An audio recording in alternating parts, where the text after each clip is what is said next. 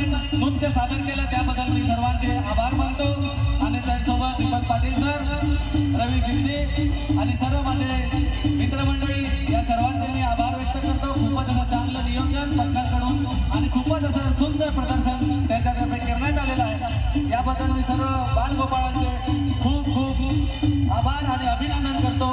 आणि आता आपण पुढच्या कार्यक्रमाकडे वळूया। बक्षीस वितरणाचा कार्यक्रम लगेचच आता आपण पार पाडूया। धन्यवाद।